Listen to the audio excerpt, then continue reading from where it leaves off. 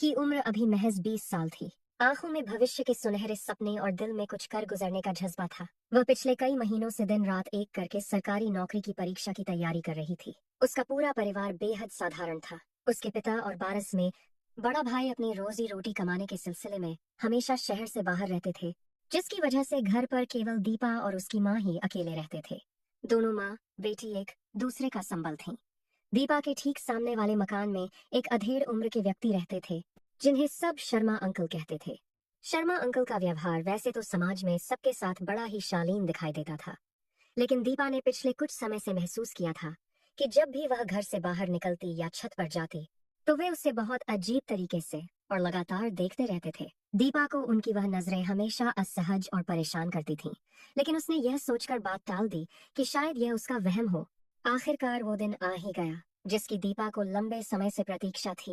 उसकी सरकारी नौकरी की परीक्षा की तारीख आ चुकी थी। परीक्षा का केंद्र दूसरे शहर में था। घर में किसी पुरुष सदस्य के न होने के कारण दीपा और उसकी माँ थोड़ी चिंतित थीं कि इतनी दूर कैसे जाया जाए। इसी बीच शर्मा अंकल को भनक लग गई कि दीपा की परीक्षा है।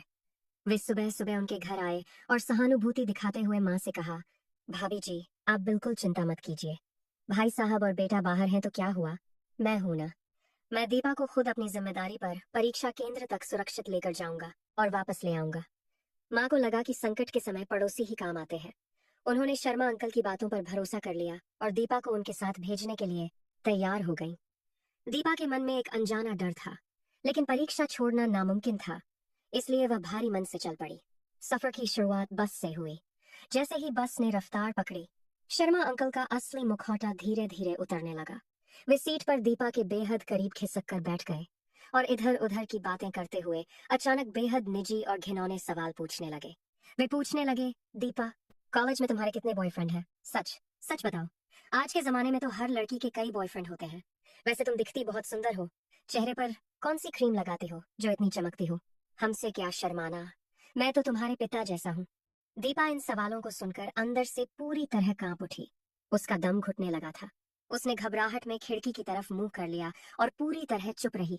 जैसे ही वे बस से उतरे, शर्मा अंकल ने कहा कि परीक्षा केंद्र जाने का मुख्य रास्ता बहुत लंबा है और वे उसे एक छोटे रास्ते से लेकर चलेंगे। वे दीपा को एक बेहद सुनसान और वीरान जगह पर ले गए, जहां दूर दूर तक कोई इंसान नहीं था। इसी एकांत का फायदा उठाकर शर्मा अंकल ने अपनी सारी मर्यादाएं लांघ दी। उन्होंने दीपा की मजबूरी और अकेलेपन का फायदा उठाते हुए उसके साथ बहुत गलत काम किया। दीपा पूरी तरह टूट चुकी थी। वह रो रही थी, लेकिन उस वीरान जगह पर उसकी चीख सुनने वाला कोई नहीं था। उस निर्दयी हैवान ने दीपा को धमकी देकर डराया और फिर उसे परीक्षा केंद्र ले गया। दीपा ने सुबकते हुए अंदर के सारे भयानक दर्द को कलेजे में दबाकर परीक्षा दी, क्योंकि उस वक्त वह इतनी सहम चुकी थी कि उसके मुंह से आवाज नहीं निकल पा रही थी। परीक्षा खत्म होने के बाद जब दीपा घर लौटी तो उसका चेहरा उतरा हुआ था। उसकी आंखों का खौफनाक सन्नाटा उसकी माँ की नजरों से छुप नहीं सका। जैसे ही माँ ने प्यार से उसके सिर पर हाथ रखा, दीपा अपनी माँ के आंचल में मुंह छिपाकर फूट फूट कर रो पड़ी। उसने बिना कुछ छुपाए कांपती हुई आवाज में बस के सफर की घिनौनी बातों से लेकर उस सुनसान रास्ते की पूरी खौफनाक आपबीती सुना दी। दीपा की माँ एक बेहद साहसी महिला थी। उन्होंने अपनी बेटी को गले से लगाया और कहा, इसमें तुम्हारी कोई गलती नहीं है दीपा। गलती उस दरिंदे की है और उसे इसकी सजा हर हाल में भुगतनी ही होगी। अगर आज हम चुप रह गए तो उस जैसे हैवानों का हौसला और बढ़ेगा।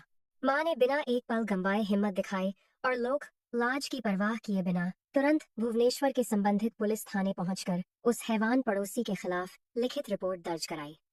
पुलिस ने भी मामले की गंभीरता को देखते हुए तुरंत कार्रवाई की। दीपा का मेडिकल टेस्ट कराया गया और उसकी गवाही दर्ज की गई। पुलिस ने तुरंत मुस्तैदी दिखाते हुए आरोपी पड़ोसी अंकल को उसके घर से धर दबोचा। शर्मा अंकल का भले मानुष का मुखौटा कानून के सामने पूरी तरह तार तार हो चुका था। उसे अदालत में पेश किया गया, जहां से उसे जेल की सलाखों के पीछे भेज दिया गया। अब वह अपनी घिनौनी करतूत की सजा कालकोठरी में भुगत रहा है। इस कहानी से समाज को यही शिक्षा मिलती है कि किसी भी परिचित या पड़ोसी पर आंख मूंद कर भरोसा नहीं करना चाहिए। यदि किसी व्यक्ति की नजरें या उसकी बातें आपको असहज करती हैं, तो तुरंत सावधान हो जाना चाहिए। सबसे महत्वपूर्ण बात यह है कि किसी भी शोषण या जुल्म के खिलाफ कभी भी चुप नहीं रहना चाहिए। दीपा और उसकी माँ की तरह हिम्मत दिखाकर तुरंत अपने परिवार को सच बताना और कानून का सहारा लेना ही अपराधियों को उनके अंजाम तक पहुंचाने का सही रास्ता है।